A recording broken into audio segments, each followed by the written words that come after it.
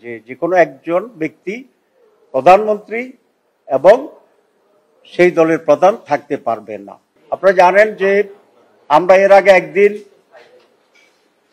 নির্বাচনের রিফর্মস কমিটির সাথে আমাদের বৈঠক হয়েছিল এবং কনসেনসাস কমিটি যেটা আছে সেটার সাথে, এবং আমরা বলেছিলাম পরে আরো বৈঠক হবে। আজকে সেই second day meeting first half আমরা শেষ করেছি।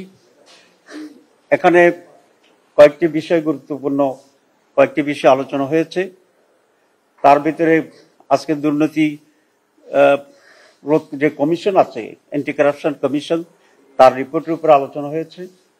আমরা মৌলিকভাবে একটা কথা বলেছি যে দুর্নীতি যে দমন কমিটি যেটা আছে বা আমাদের যে সংস্থা আছে, এটাই অনেক সময় দুর্নীতিগ্রস্ত এবং এটা সকল মানুষের কাছে অনেকটাই এইভাবে চিহ্নিত যে সেখানেই অনেক বেশি করাপশন।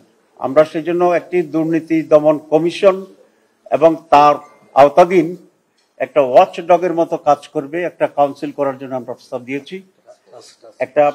সেখানে একটা টাস্ক ফোর্স থাকবে এবং সেই টাস্ক ফোর্স দুর্নীতিগুলোর উপরে তদন্ত করবে এবং যারা দোষীটাকে চিহ্নিত করবে এবং এটার সাথে জড়িত যারাদেরকে প্রাইমারি একটা পানিশমেন্টের আওতায় তারা আনতে পারবে। যেমন যদি চাকরিজীবী হয় তাহলে সাসপেন্ড করা, শোকজের আওতায় আনা ইত্যাদি। সুতরাং দুর্নীতি দমন কমিশনের উপরে যেন একটি ওয়াচডগ দুর্নীতি দমন কাউন্সিল বা কমিশন থাকে, এটাই আজকে আমরা গুরুত্বপূর্ণ প্রস্তাব হিসেবে সেখানে দিয়েছি।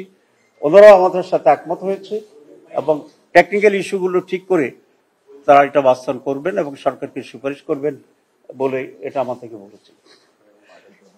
আমরা আরেকটি প্রস্তাবের উপর জোর দিয়ে আলোচনা করেছি যে ক্ষমতার বিকেন্দ্রীকরণ আমাদের দেশের স্বৈরাচার বা ফ্যাসিবাদ তৈরির ক্ষেত্রে এটা বিকেন্দ্রীকরণ যদি করা যায় এটা রোধ করা সম্ভব হবে।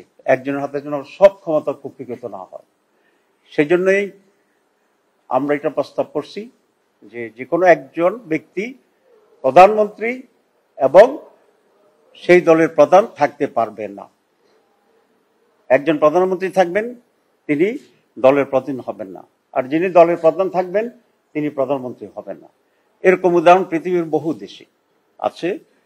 আমাদের পাশের দেশ যে ভারত, সেই ভারতে তো এটা বারবারই প্র্যাকটিস। আপনারা জানেন সোনিয়া গান্ধী যখন কংগ্রেসের সভাপতি তখন মনমোহন সিং ছিল রাষ্ট্রের প্রধানমন্ত্রী।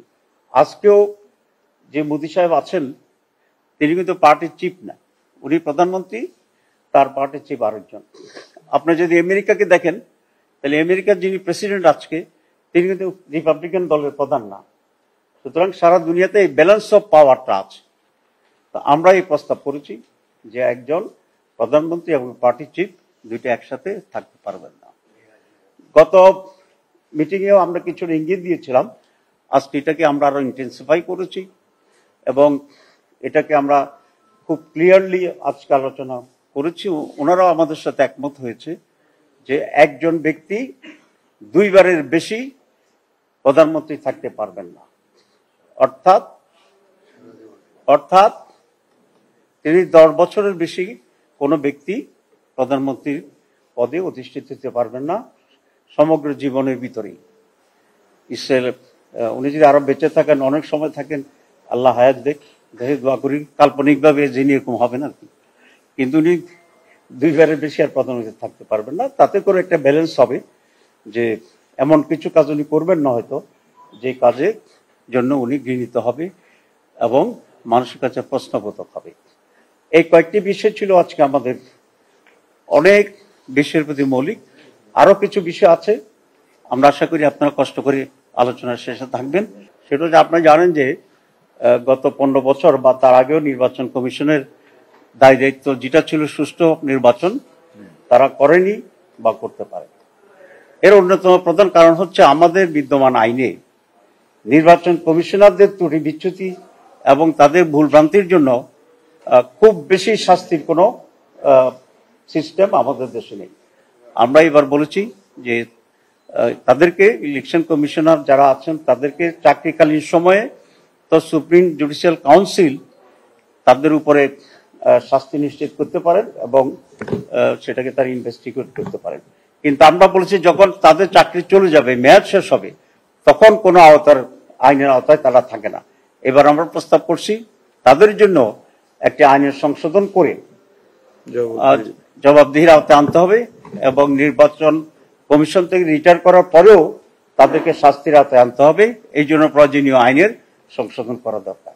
তো these are very 3 important agenda আমরা ডিসকাস করেছি এবং ইলেকশন কমিশনও আমাদের রিফর্মস কমিশনও আমাদের সাথে একমত পোষণ করেছেন।